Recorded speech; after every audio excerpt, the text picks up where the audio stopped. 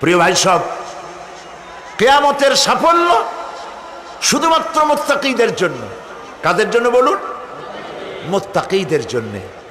আরবি ভাষায় তাকওয়া বলে একটি শব্দ আছে।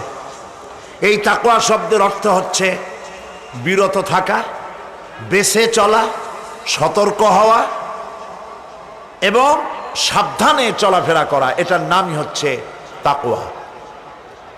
একটিমাত্র জিনিস যদি মানুষের মধ্যে থাকে, সে মানুষটি ফেরেশতার চাইতে বেশি মর্যাদা সম্পন্ন হয়ে যায়।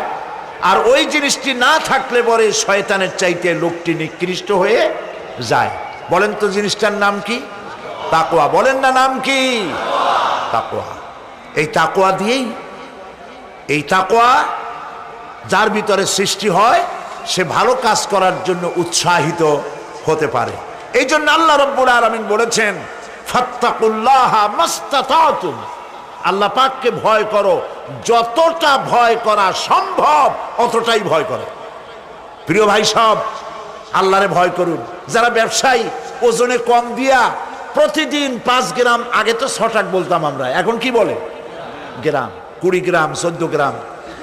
এই যে গ্রাম, 500 গ্রাম, নানান রকমের গ্রাম, এই কয় গ্রাম করিয়া জীবনে কয় মন বাঁচাবেন? কয় মন বাঁচাবেন? আর এর দ্বারা আপনার হবে কি? মাপে কম দিলেন, ওজনে কম দিলেন, খাদ্যে ভেজাল দিলেন, চাউলে ভেজাল, ঘিতে ভেজাল, তেলে ভেজাল, সমানে দিতে থাকলেন। আহারে, যাওয়ার সময়, মৃত্যুর সময় সাথে কিছু নিয়ে যেতে পারবেন? পারবেন না। এখানে আল্লাহ পাককে ভয় করুন। ব্যবসায় বরকত দেওয়ার মালিক কে? জোরে বলেন কে?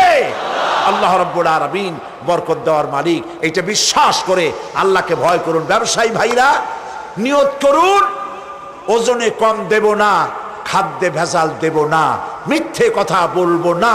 এই তাফসীর শোনার দাম হবে। যারা চাকরি করেন তারা ওয়াদা করুন, সরকার যে বেতন দেয় সেই বেতন দিয়ে যেমন করে হোক কষ্ট করে জীবন যাপন করতে হলেও করব, হারাম ঘুষ খাবো না। ঘুষ খাওয়া হারাম।